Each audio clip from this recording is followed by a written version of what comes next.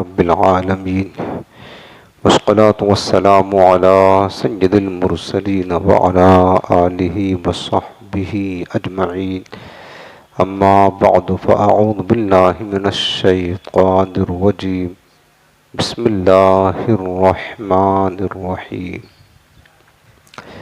وأقيموا الصلاة وآتوا الزكاة وما تقدموا لأنفسكم من خير تجدوه عند الله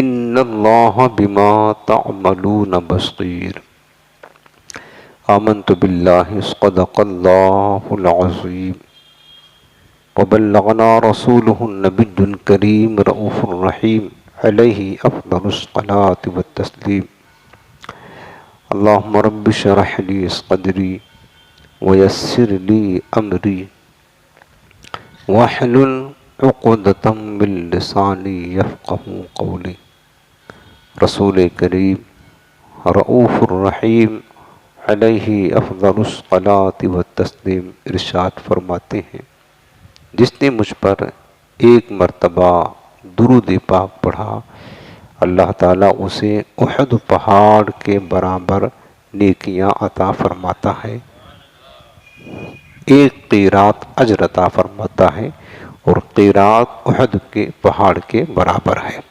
تو گویا کہ جس نے حضور علیہ السلام پر ایک مرتبہ درود پاک پڑھا اللہ تعالیٰ اسے احد پہاڑ کے مثل اجر و ثواب عطا فرماتا ہے۔ آج یہ نہایت ہی محبت کے ساتھ دل لگا کر اپنے رحمت والے آقا کی بارگاہ میں درود و سلام کا نذرانہ پیش کریں۔ اللہم صل علی سیدنا و شفیعنا و کریمنا و نبینا و مولانا محمد وعلی آلہ و صحبہ وبارک وسلم۔ حاضرین محترم، ہفتہ واری تفسیر قرآن کا سلسلہ چل رہا ہے اور سورۃ البقرہ کی تفسیر تسلسل کے ساتھ جاری ہے۔ آج کی ابتدا سورۃ البقرہ کی آیت نمبر 110۔ اللہ پاک نے فرمایا کہ وَأَقِيمُوا الصَّلَاةَ وَآتُوا الزَّكَاةَ، اور نماز قائم کرو اور زکوٰۃ دو۔ قرآن عظیم میں اس طرح کے الفاظ نماز اور زکوٰۃ کا بیان مختلف مقامات پر کئی جگہ ہیں، لیکن نماز کا ذکر پہلے ہے، زکوٰۃ کا ذکر بعد میں ہے۔ نماز کو اللہ تعالیٰ نے پہلے بیان کیا، مقدم کیا، زکوٰۃ کو بعد میں۔ تو علماء نے فرمایا ہے چونکہ نماز بھی فرض ہے، زکوٰۃ بھی فرض ہے، نماز بھی عبادت ہے، زکوٰۃ بھی عبادت ہے، تو نماز کا پہلے ذکر کرنا یہ نماز کی افضلیت پر دلالت کرتا ہے کہ نماز زکوٰۃ سے افضل ہے۔ اور اس کی وجہ ایک یہ بھی ہے کیونکہ زکوٰۃ کا حکم بلکہ ساری عبادات کا حکم اللہ نے زمین پر نازل فرمایا، وحی الہی فرمائی جبریل کو بھیج کر، لیکن نماز کی جو فرضیت کا حکم دیا اللہ نے تو زمین پر نہیں، شب معراج اپنے مصطفیٰ کو اپنی بارگاہ میں بلا کر اپنا قرب عطا فرما کر کے نماز کا تحفہ عطا فرمایا۔ اس وجہ سے نماز تمام عبادات سے افضل العبادات ہے۔ اور فرمایا کہ اقیموا، نماز قائم کرو۔ ایک ہوتا ہے نماز پڑھنا، ایک ہوتا ہے نماز قائم کرنا، دونوں میں فرق ہے۔ نماز پڑھنا ہے تو کیسے بھی پڑھ لیا، کبھی پڑھا کبھی چھوڑ دیا، کبھی جماعت کے ساتھ پڑھ لیا کبھی بغیر جماعت کے ساتھ پڑھا، کبھی کچھ غلطیاں کی، لیکن اللہ تعالیٰ نے نماز پڑھنے کا نہیں، نماز قائم کرنے کا حکم دیا۔ تو نماز قائم کرنے کا معنی یہ ہوتا ہے کہ ہمیشہ پڑھے، پابندی کے ساتھ پڑھے، نماز کے ظاہری اور باطنی آداب اور شرائط کا لحاظ اور رعایت کرتے ہوئے پڑھے، جماعت کے ساتھ پڑھے، جیسے کہ اللہ اس کے رسول نے حکم دیا ہے اسی کے مطابق نماز کو پابندی کے ساتھ پڑھنا، ادا کرنا، یہ ہوتا ہے نماز کو قائم کرنا۔ اور یہی نماز اللہ کے بارگاہ میں مقبول ہے۔ پھر اگلا حکم فرمایا کہ وما تقدموا لانفسکم من خیر تجدوہ عند اللہ، اور جو تم اپنی جانوں کے لیے بھلائی آگے بھیجو گے تو تم اس کو ضرور اللہ کے پاس پاؤ گے۔ یعنی بندہ جو کچھ نیک عمل کر کے آگے بھیجے گا اپنی آخرت کے لیے، مثلاً خیرات کر کے آگے بھیجا تو اللہ کے ہاں پائے گا۔ بلکہ حدیث پاک کا مفہوم ہے کہ بندہ اگر تھوڑا بھی خیرات کرتا ہے، تھوڑا بھی، تو اللہ تعالیٰ اس صدقہ کو پروان چڑھاتا ہے، پروان چڑھاتا ہے، پروان چڑھاتا ہے، حتیٰ کہ جب بندہ آخرت میں رب کے حضور جائے گا تو پہاڑوں کے برابر اس کو نیکیاں عطا فرمائے گا، پہاڑوں کے برابر نیکیاں عطا فرمائے گا اللہ تعالیٰ۔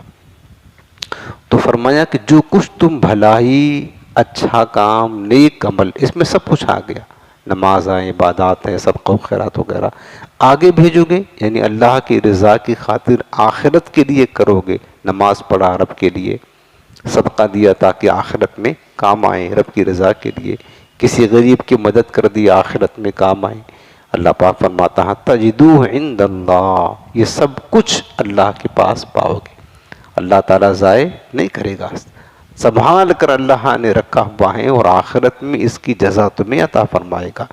ان اللہ بما تعملون بصیر، بے شک اللہ تمہارے کاموں کو دیکھ رہا ہے، جو کچھ تم کرتے ہو اللہ تعالیٰ اس کو دیکھ رہا ہے۔ تفسیر صراط الجنان میں ہے کہ یہاں مسلمانوں کو اپنی اصلاح نفس کا حکم دیا گیا ہے۔ انسان کسی بھی دینی یا دنیاوی اہم کام میں مصروف ہو، اسے اپنے نفس کی اصلاح سے غافل نہیں ہونی چاہیے، چاہے وہ جاب کر رہا ہو، تجارت کر رہا ہو، شادی بیاہ میں ہو، جو کچھ دنیا کے کام میں ہو یا آخرت کے کام میں، دین کے کام میں مصروف ہو، ہمیشہ اپنے نفس کی، اپنے ذات کی اصلاح کرتا رہے، کبھی غافل نہیں ہونا چاہیے۔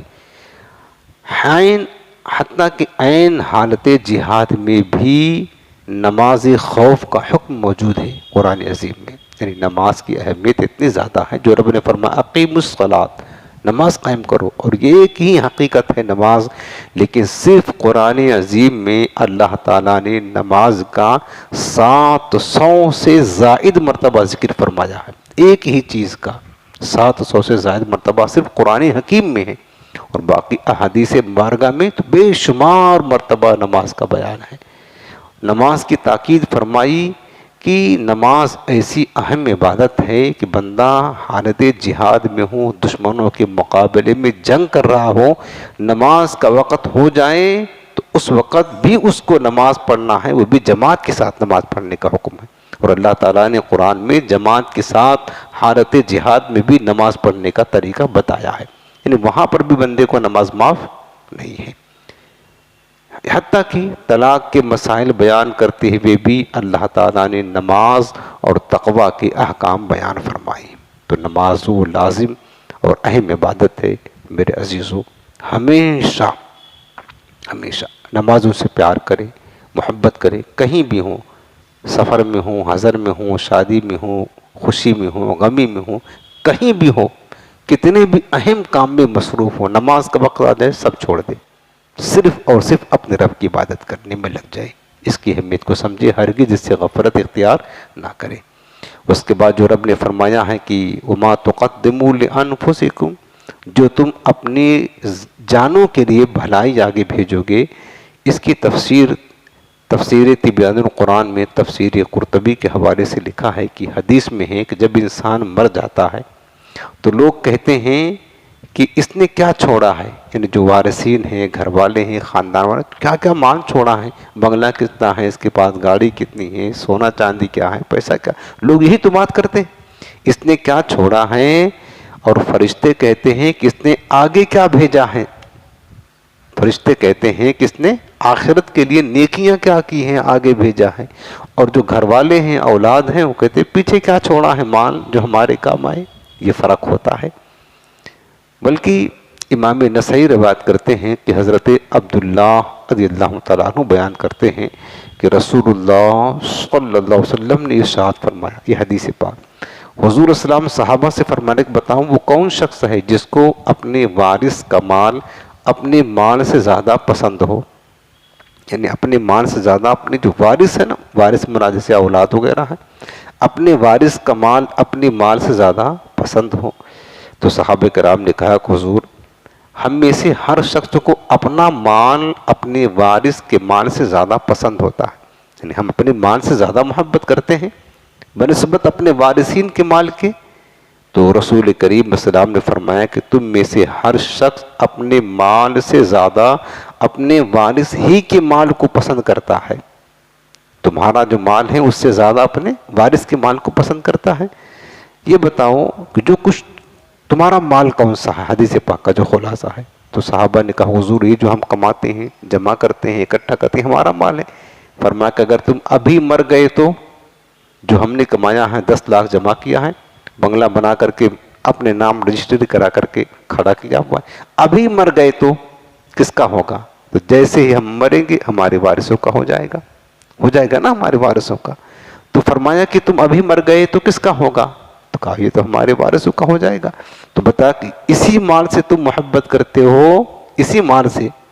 پھر میرے آقا نے فرمایا کہ لوگوں سنو، تمہارا مال یہ نہیں ہے جو تم نے جمع کر کے رکھا ہے، یہ تو تمہارے وارثوں کا مال ہے، جس کو تم چھوڑ کر جاؤ گے سب تمہارے بیٹے بیٹیاں بیوی اور بچے سب لے لیں گے۔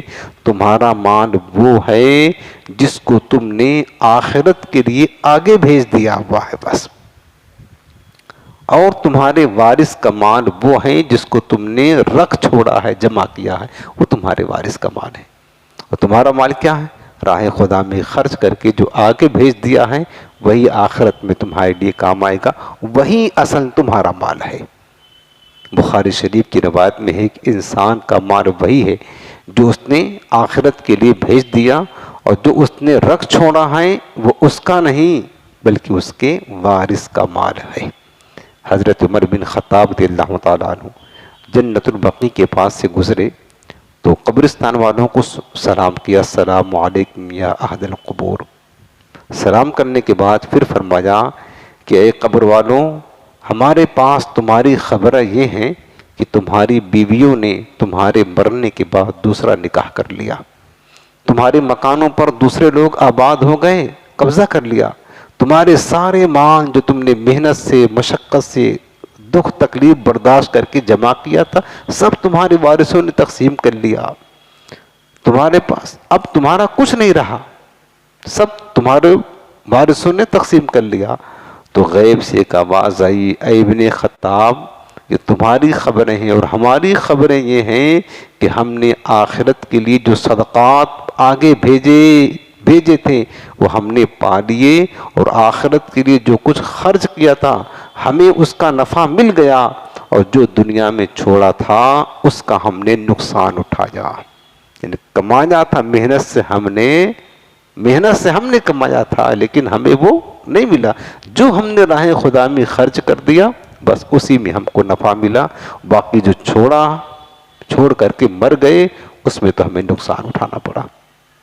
میرے عزیزوں، بات تو ہمارے بزرگوں نے بات فرمائی ہے، انسان تو مال کما رہا ہے، خوب جمع کر رہا ہے، مکان تو بنا رہا ہے، محنت تو کر رہا ہے، مکان تو بنائے گا تو نہیں رہے گا، رہیں گے دوسرے لوگ، حساب تجھے دینا ہے۔ مال تو جمع کر رہا ہے محنت کر کے، تو خرچ نہیں کر پائے گا، خرچ دوسرے لوگ کریں گے، حساب تجھے دینا پڑے گا۔ اس لیے میرے عزیزوں، جو فرمایا رب نے وَمَا تُقَدِّمُوا لِأَنفُسِكُم مِّن خَيْرٍ تَجِدُوهُ عِندَ اللَّهِ، جو کچھ تم آگے نیکی بھیجو گے اللہ کے پاس پاؤ گے۔ لہٰذا جتنا ہو سکے ہم اپنے مال کو صحیح جگہ اللہ کے رضا والے کاموں میں خرچ کر کے آخرت کے لیے ذخیرہ جمع کر لیں، ورنہ اگر ہم یہاں ہی جمع کر کے رکھیں گے مرنا تو پڑے گا ہی، موت آئے گی تو بس ہم سب چھوڑ کر کے چلے جائیں گے اور ہمارے وارثین اس پر قبضہ جما لیں گے۔ اللہ براہ خدا میں اپنے مال کو صرف کرنے کی سعادت نصیب فرمائے۔ اگلی آیت نمبر 111، اللہ پاک نے فرمایا وَقَالُوا لَن يَدْخُلَ الْجَنَّةَ إِلَّا مَنْ كَانَ هُودًا أَوْ نَصَارَىٰ، اور بولے کہ ہرگز یعنی اہل کتاب نے کہا، اہل کتاب سے مراد جو توریت اور انجیل کو ماننے والے لوگ ہیں، جیسے کہ یہودی ہیں، نصرانی ہیں، عیسائی ہیں، تو اللہ پاک فرماتا ہے کہ اہل کتاب بولے کہ ہرگز جنت میں داخل نہ ہوں گے مگر وہی جو یہودی ہیں یا نصرانی، نصرانی مراد عیسائی ہیں۔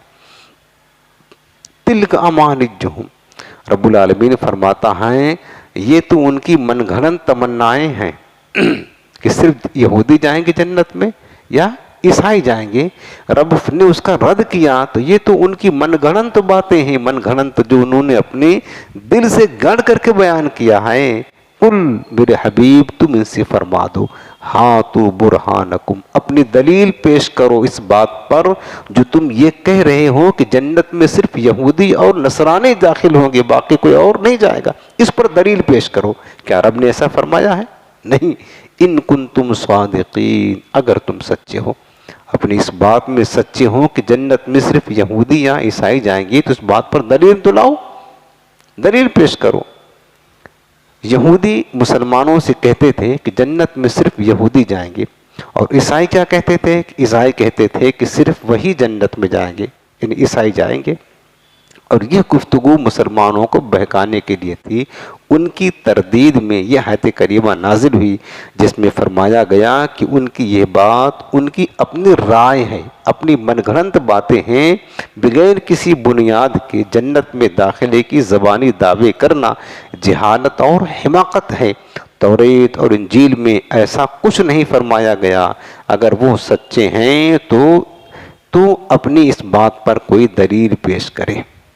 اللہ پاک نے فرمایا ان کا یہ قول، یہ بات سچی نہیں ہے۔ ایسے ہی بعض مسلمان ہیں، ساری زندگی اللہ اس کے رسول کی نافرمانی میں بسر کر رہے ہیں اور امید رکھتے ہیں کہ اللہ تعالیٰ ہمیں جنت میں داخل کرے گا۔ کتنے مسلمان ہیں دنوں رات نافرمانیاں، حرام کھا رہے ہیں، حرام کما رہے ہیں، بس امید ہے کہ اللہ ہم کو بخش دے گا، اللہ غفور رحیم ہے، جنت میں ہم چلے جائیں گے، جنت ان کے باپ کی ہے، جنت میں چلے جائیں گے۔ اس طریقے سے شیطان نے ان کو گھما کے رکھا ہوا ہے۔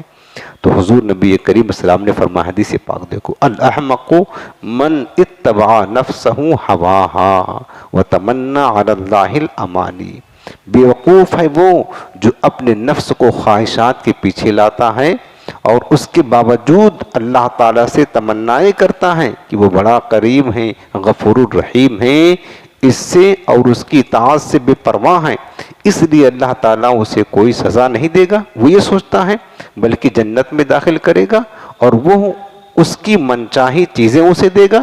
فرمائے میرے آقا نے کہ جو بندہ ایسا سوچتا ہے اور ایسا کرتا ہے وہ سب سے بڑا جاہل، نادان اور بیوقوف ہے۔ کتنے مسلمان ہیں آج جو نیکی کے قریب نہیں آتے، عبادت کرنا نہیں چاہتے ہیں، انہوں نے ٹھیکہ لے کے رکھا ہوا ہے، بس اللہ کریم ہے، غفور الرحیم ہے، بخش دے گا۔ اسی امید پر گناہوں پہ گناہ کر رہے ہیں، حرام کھا رہے ہیں، حرام کاریاں کر رہے ہیں۔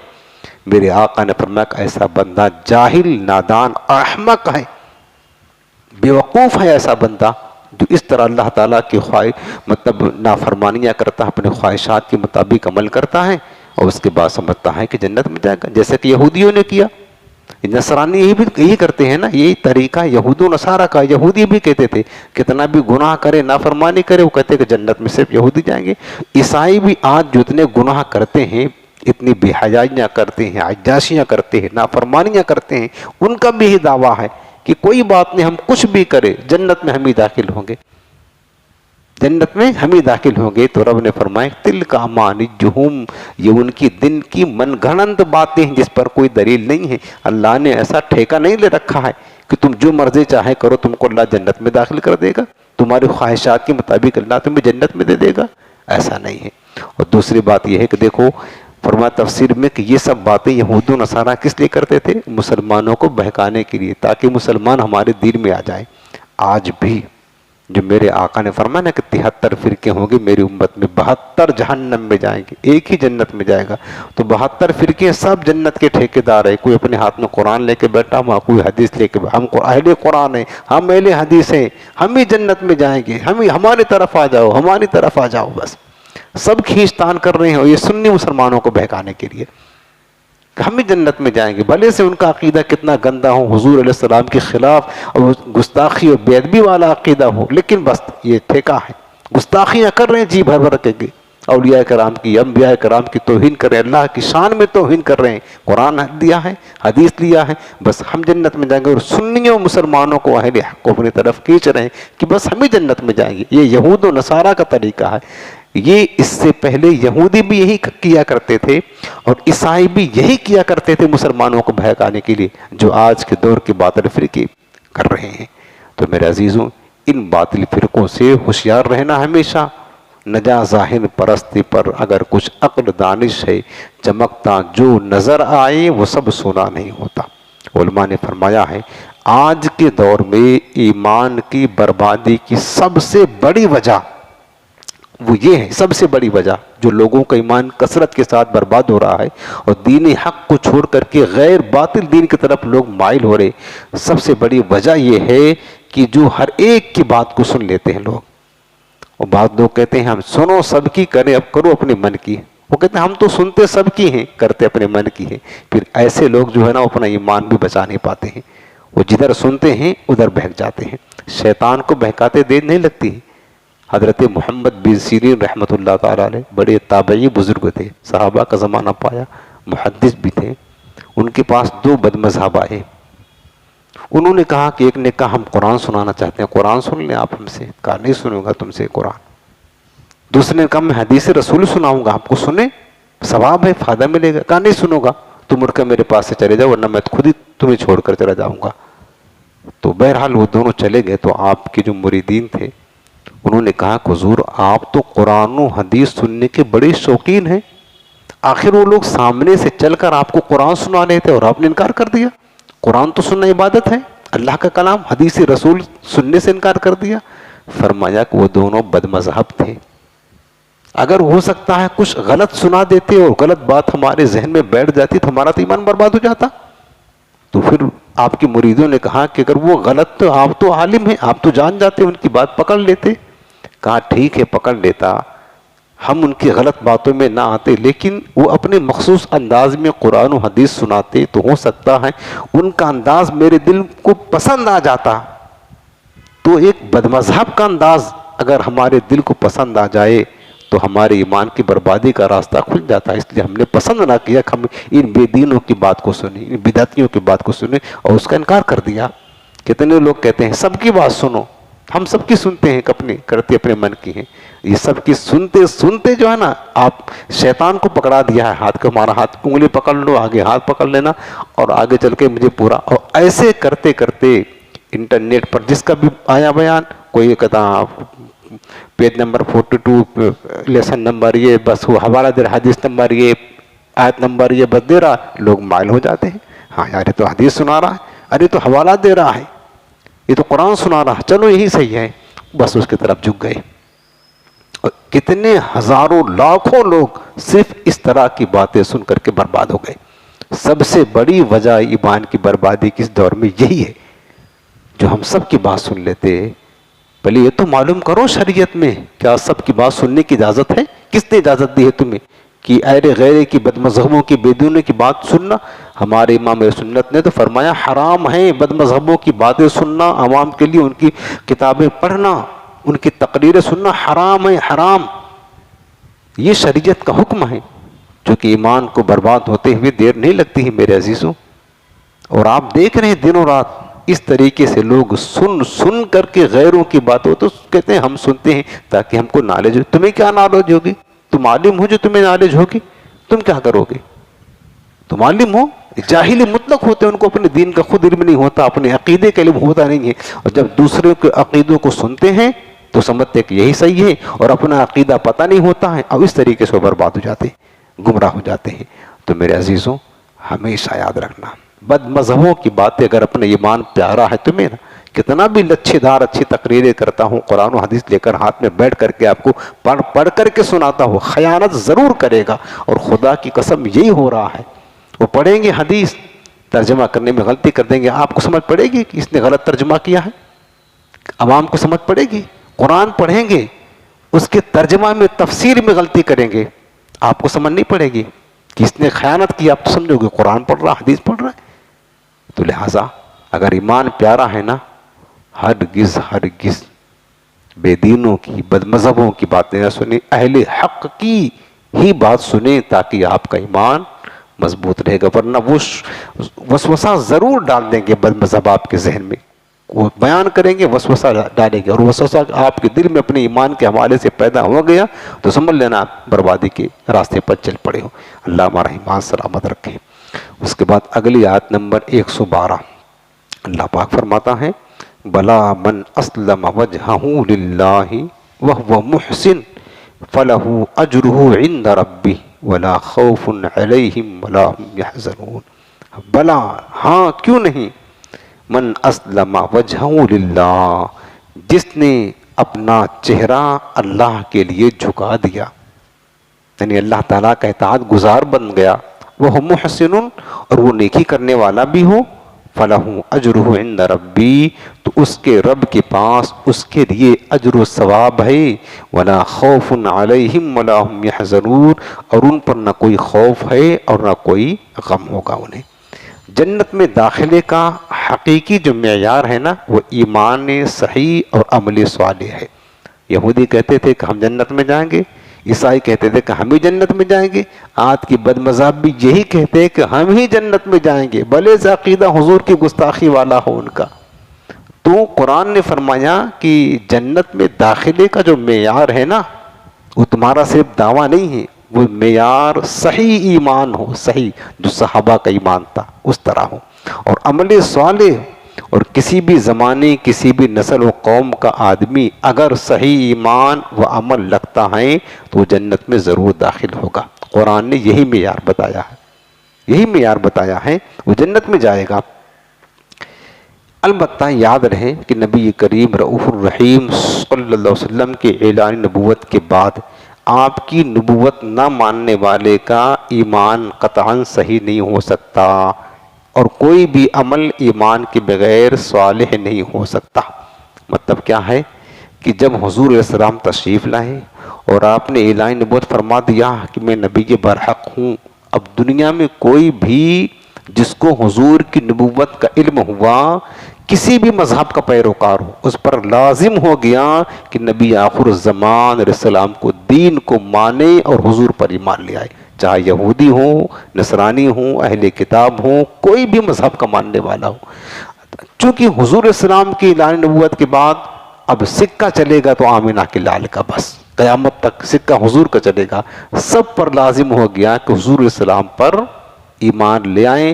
اب یہودی نصرانی اگر حضور علیہ السلام پر ایمان نہیں لاتے، اگرچہ وہ اہل کتاب ہیں، حضرت موسیٰ پر ایمان لاتے ہیں، حضرت عیسیٰ پر ایمان لاتے ہیں، توریت و انجیل پر ایمان لاتے ہیں، اور انہوں نے نبی آخر الزمان کا زمانہ بھی پایا، نبوت کا اعلان بھی سنا، پھر ایمان نہ لائے، تو ہرگز ان کا پچھلی کتابوں پر، پچھلی انبیاء پر ایمان لانا قابل قبول نہیں کیا جائے گا۔ یہ اللہ تعالیٰ کا اٹل فیصلہ ہے، یہ فیصلہ ہمارا نہیں ہے، تمہارا، یہ اللہ کا فیصلہ ہے۔ میرے محبوب آئے تو اب وہ میرے نبی کی نبوت تسلیم کرنا پوری کائنات پر لازم ہو گیا۔ یاد رکھنا، انی رسول اللہ علیکم جمیعا، سرکار نے خود فرمایا ہے، قل یا ایھا الناس انی رسول اللہ علیکم جمیعا، قرآن نے فرمایا ہے میرے حبیب تم فرما دو کہ اے لوگوں میں تمام کائنات کے لیے رسول بن کر آیا ہوں۔ تو ساری کائنات کو آپ کی رسالت پر ایمان رکھنا یہ ضروری ہے۔ اب یہودی ایمان تو رکھتے نہیں تو حضور علیہ السلام کے ذات پر، عیسائی تو حضور کی نبوت کو مانتے نہیں تھے، تو پھر ان کا ایمان کہاں سے صحیح ہوا؟ جبکہ رب نے فرما دیا ہے جب تک میرے نبی کی نبوت کو نہیں مانیں گے، اگرچہ پچھلی کتابوں پر، پچھلے رسولوں پر ایمان رکھتے، ان کا ایمان قطعاً درست نہیں، تو کہاں سے جنتی ہوں گے؟ وہ صرف زبانی جمع خرچ ہے، ان کا دعویٰ ہے کہ ہم ہی جنت میں جائیں گے۔ رب نے جنت میں جانے کا، جنتی ہونے کا معیار مصطفیٰ کی نبوت کو تسلیم کرنا اور حضور کی اطاعت و فرما برداری کرنا اس میں رکھا ہوا ہے۔ اسی طریقے سے اگر کوئی ایمان بھی لائے، ایمان نہ لائے اور اس کے بعد عمل کرے تو بغیر ایمان کے عمل کوئی فائدہ نہیں دیتا ہے۔ گویا کہ جو حضور علیہ السلام پر ایمان رکھے اور عمل صالح کرے وہ جنت کا مستحق ہے۔ اور چونکہ یہودیوں اور عیسائیوں نے کہا تھا کہ ان کے سوا کوئی بھی جنت میں داخل نہ ہوگا، تو اس کے جواب میں فرمایا گیا کہ ان کے علاوہ کوئی جنت میں کیوں داخل نہیں ہوگا، جبکہ اللہ تعالیٰ کا قانون یہ ہے کہ جو بھی ایمان صحیح اور عمل صالح کرے گا وہ جنت میں داخل ہوگا۔ جو میرے مصطفیٰ پر ایمان لائے گا، ان کی اطاعت کرے گا، وہی جنت میں داخل ہوگا۔ یہ اللہ تعالیٰ کا فیصلہ ہے۔ اور کوئی بھی اگر ایمان بھی لائے نہ اور عمل بھی کرتا رہے تو ایسے ہی ہے جیسے کہ جڑ کٹ گئی ہے اور اس کی شاخیں باقی ہیں اور شاخوں کو پانی پلا رہا ہے۔ تو آپ کو پتہ ہے کہ جڑ کٹنے کے بعد شاخوں کو پانی دینے سے ہریالی نہیں جاتی ہے، پھول نہیں کھلتے ہیں۔ تو بغیر حضور کی نبوت کو مانے ہوئے کوئی عمل کرتا رہے، اس کا عمل قابل قبول نہیں ہے۔ آیت نمبر 113، اللہ پاک نے فرمایا کہ وقالت الیہود لیست النصارى علی شیء، اور یہودی بولے کہ نصرانی کسی چیز پر نہیں، یعنی کسی دین پر نہیں۔ وقالت النصارى لیست الیہود علی شیء، اور اس طرح عیسائیوں نے بھی کہا کہ یہودی کسی دین پر نہیں، یعنی یہ ایک دوسرے کو جھٹلا رہے ہیں۔ پہلے تو کہتے تھے کہ عیسائی جنت میں جائیں گے، یہودی کہتے تھے صرف یہودی جنت میں جائیں گے۔ پھر اب یہاں کیا کہہ رہے ہیں، یہودی کہتے تھے کہ یہ جو نصرانی ہیں عیسائی یہ باطل ہے، ان کا مذہب کچھ حقیقت نہیں رکھتا۔ اسی طرح عیسائیوں نے بھی کہا کہ یہ جو یہودی ہیں ان کا مذہب بھی باطل ہے، کوئی حیثیت نہیں رکھتا ہے۔ وَهُمْ يَتْلُونَ الْكِتَابَ، اللہ پاک فرماتا حالانکہ وہ کتاب پڑھتے ہیں، ان کے پاس توریت و انجیل موجود ہے، پھر بھی ایسی باتیں کر رہے ہیں۔ كَذَلِكَ قال الذین لا یعلمون مثل قولہم، ایسے ہی ان لوگوں نے بھی کہا انہی کی طرح جن کو کچھ علم نہیں ہے، جیسے کہ بت پرست ہیں، ستارہ پرست ہیں، مشرکین ہیں، ان کو کتاب کا علم نہیں ہے، وہ کسی کتاب پر، آسمانی کتاب پر ایمان نہیں رکھتے۔ یہی بات انہوں نے بھی کہا کہ ہم ہی جنت میں جائیں گے، ہمارا مذہب صحیح ہے۔ فَاللَّهُ يَحْكُمْ بَيْنَهُمْ يَوْمَ الْقِيَامَةِ، اللہ پاک فرماتا ہے تم باتیں تو کر رہے ہو، اللہ تعالیٰ قیامت کے دن ان کے درمیان فیصلہ کر دے گا، فیصلہ کر دے گا کس کا دین، کس کا مذہب صحیح تھا۔ فِيمَا كَانُوا فِيهِ يَخْتَلِفُونَ، جس بات میں اختلاف کر رہے ہیں کہ کس کا دین صحیح تھا، کس کا دین غلط تھا، سب رب العالمین قیامت کے دن فیصلہ فرما دے گا۔ اس آیت کریمہ کا شأن نزول تفسیر کبیر اور تفسیر ضیاء القرآن میں لکھا ہے کہ نجران کے عیسائی بارگاہ رسالت میں حاضر ہوئے، تو ان کی آمد کی خبر سن کر علماء یہود بھی وہاں آ گئے، یہود بھی آ گئے اور عیسائی بھی آ گئے۔ فریقین میں یعنی یہود و نصارہ میں آپس میں گفتگو شروع ہوئی۔ اثناء کلام یہودیوں نے کہہ دیا کہ عیسائیوں کا مذہب تو بالکل باطل ہے، ان کا کوئی دین، کوئی دھرم نہیں ہے، اور نصارہ نے بھی اس کے جواب میں کہہ دیا کہ یہود کا مذہب بھی سچا نہیں ہے، یعنی ایک دوسرے کو جھٹانے لگے۔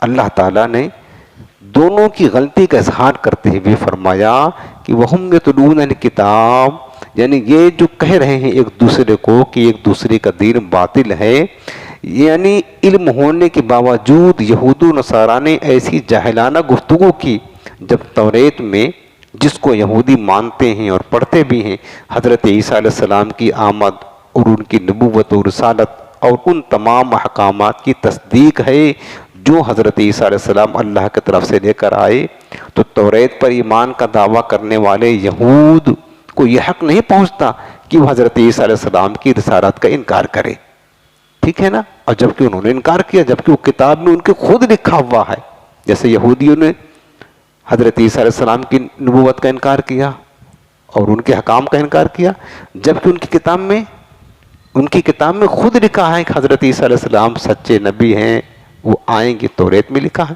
بشارت موجود ہے۔ اور اسی طرح انجیل میں جب حضرت موسیٰ علیہ السلام کی نبوت کی ان گنت یعنی بے شمار شہادتیں موجود ہیں، تو اب نصارہ کس منہ سے موسیٰ علیہ السلام کی نبوت کا انکار کرتے ہیں؟ موجود ہے اس میں۔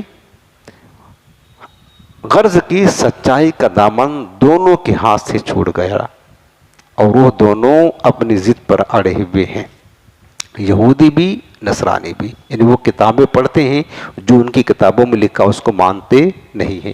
یہود و نصارہ کی اس روش کے بیان میں اس امت کے مسلمانوں کو بھی تنبیہ ہے کہ جو قرآن مجید پڑھتے ہیں اور اس کے حکام سے بھی آگاہ ہیں، اس کے باوجود بھی قرآن کے حکام پر عمل نہیں کرتے۔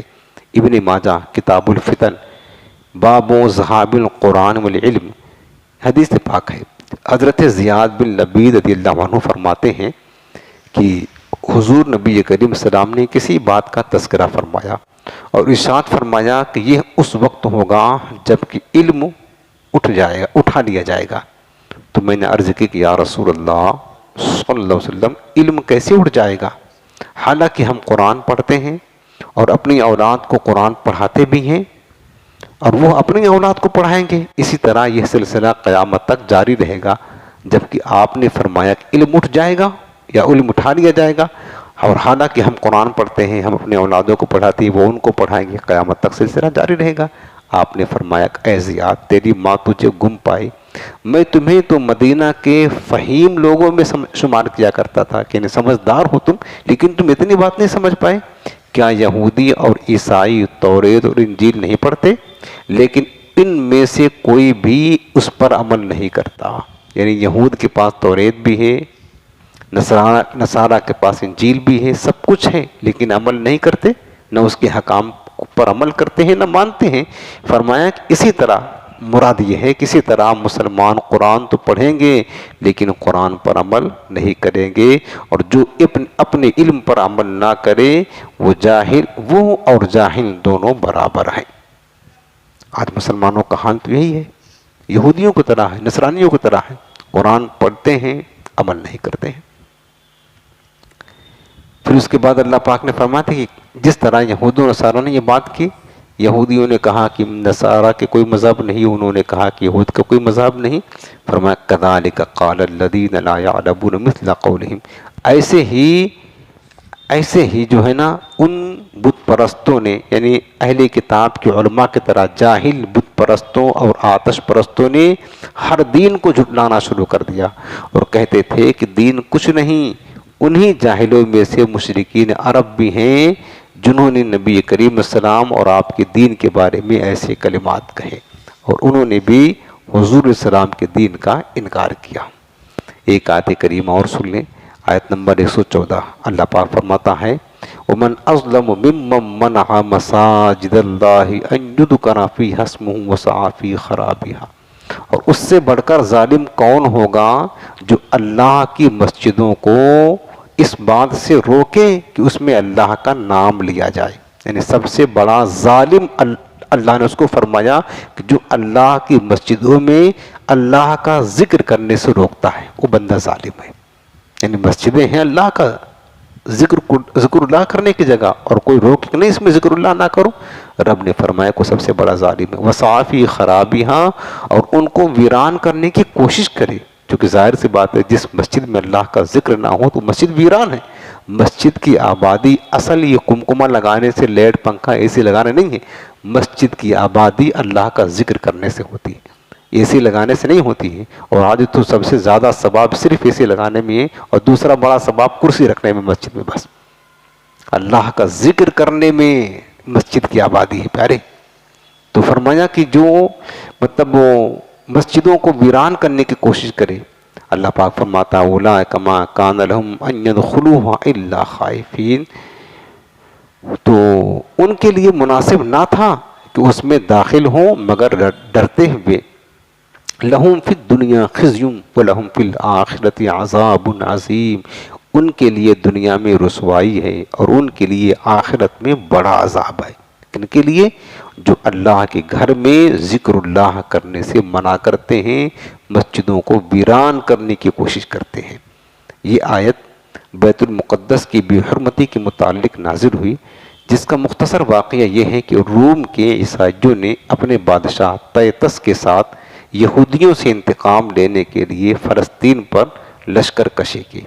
اس وقت فلسطین میں یہودی آباد تھے، عیسائیوں نے یہودیوں پر حملہ کر دیا، ان کے جنگجوؤں کو قتل کر دیا، ان کی بیوی بچوں کو قید کر دیا، توریت کو جلا دیا عیسائیوں نے، بیت المقدس کو ویران کر دیا، بیت المقدس میں نجاستیں ڈالی، خنزیر ذبح کیے، یوں بیت المقدس اس طرح بے حرمتی کی ان عیسائیوں نے بیت المقدس کی، تو یوں بیت المقدس خلافت فاروقی تک اسی ویرانی میں رہا۔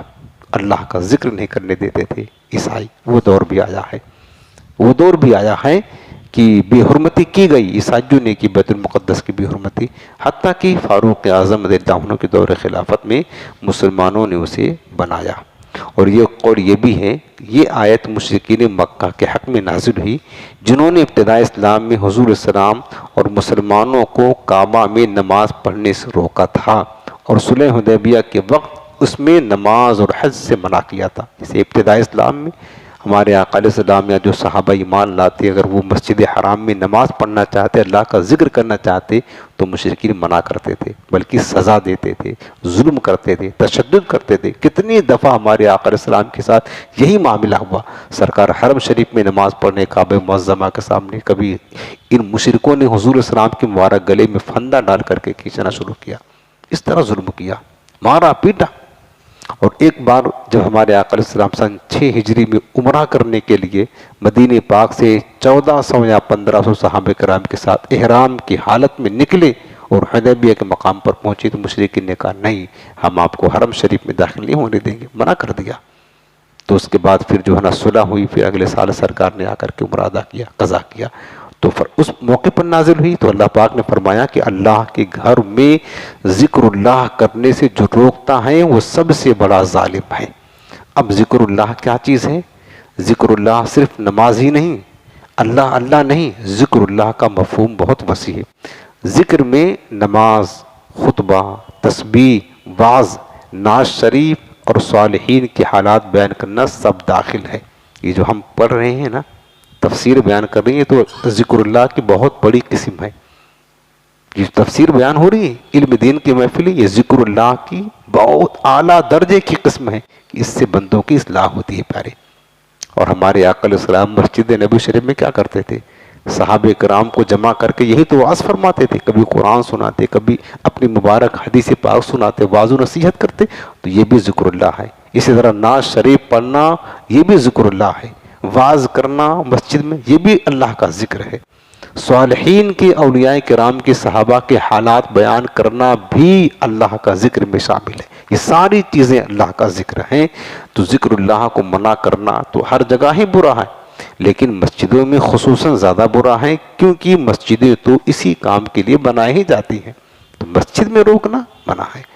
مسجد کو کسی طرح بھی ویران کرنے والا ظالم ہے، بلا وجہ لوگوں کو مسجد میں آنے یا مسجد کی تعمیر سے روکنے والا، مسجد یا اس کے کسی حصے پر قبضہ کرنے والا، مسجد کو ذاتی استعمال میں لینے والا، مسجد کے کسی حصے کو مسجد سے خارج کرنے والا، یہ سب لوگ اس آیت کریمہ کی وعید میں داخل ہیں۔ البتہ یاد رہے کہ بعض لوگ وہ ہیں جن کو شریعت نے خود منع کر دیا ہے کہ ان کو مسجد میں داخلہ نہیں کیا جائے گا، منع کیا جائے گا۔ جن کو شریعت نے منع کیا ہے ان کو روکنا یہ اللہ کے ذکر سے روکنا نہیں ہے۔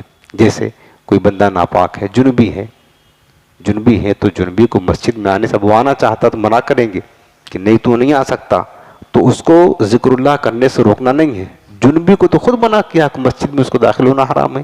منہ کی بدبو والا، لہسن پیاز وغیرہ بدبودار چیزوں کو کھا لیا، جس کی بو منہ کے اندر آ رہی ہو، اسے بھی روکنا اس میں داخل نہیں ہے۔ کہ یہ حقیقت میں مسجد سے تکلیف دہ نامناسب چیزوں کو دور کرنے کے حکم میں آتا ہے۔ اور یہ بھی یاد رہے کہ مسجد کے نزدیک ایک مسجد قریب ہے، اس کے نزدیک دوسری مسجد اس نیت سے بنانا کہ پہلی مسجد ویران ہو جائے، یہ حرام ہے، اور یہ بھی مسجد کے ویران کرنے کی کوشش کرنا ہے۔ لیکن اسی طریقے سے جس سے ایمان کا خطرہ ہو، جیسے بے دین ہیں، اگرچہ واعظ و نصیحت کرنا چاہتے ہیں، تقریر کرنا چاہتے ہیں، تو ان کو بھی مسجد میں آنے سے روکنا یہ بھی ضروری ہے۔ یہ بھی مسجد میں ذکر اللہ کرنے سے منع کرنا نہیں ہے، کیونکہ ان کے شر سے لوگوں کو بچانا مقصود ہے۔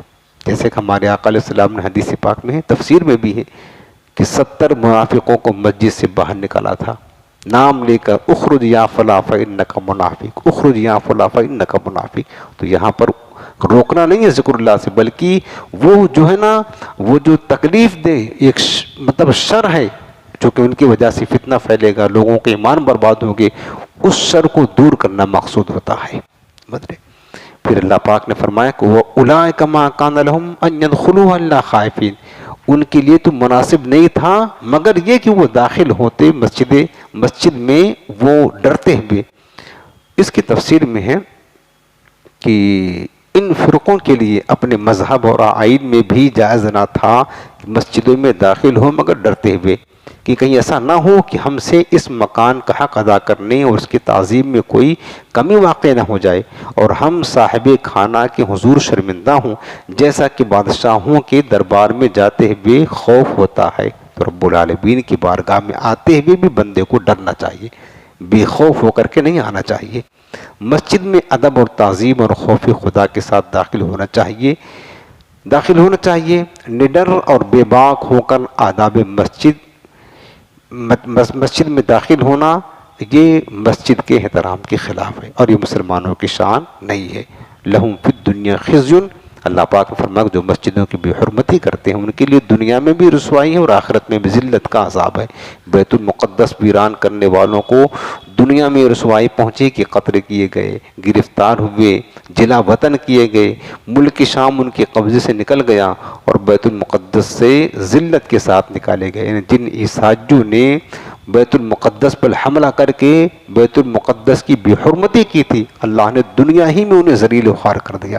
وہ زیادہ دن قائم نہ رہے، انہیں بھی ذلیل کیا گیا، وہاں سے نکالے گئے، قتل کیے گئے اور دنیا میں ان کو رسوائی پہنچی. ان کا جو ملک شام بڑا ان کا پاورفل ملک تھا وہاں سے بھی ہاتھ دھو بیٹھے، ان کا ملک چھوڑنا پڑا. اس طرح دنیا میں ذلت ہوئی اور آخرت کی ذلت ان کے لیے ان کا مقدر ہے. آج بس یہیں تک ہے، آیت نمبر 14 تک آپ نے تفسیر سنی ہے. اللہ تعالیٰ بس نور قرآن سے ہمارے دلوں کو روشن اور منور فرمائے.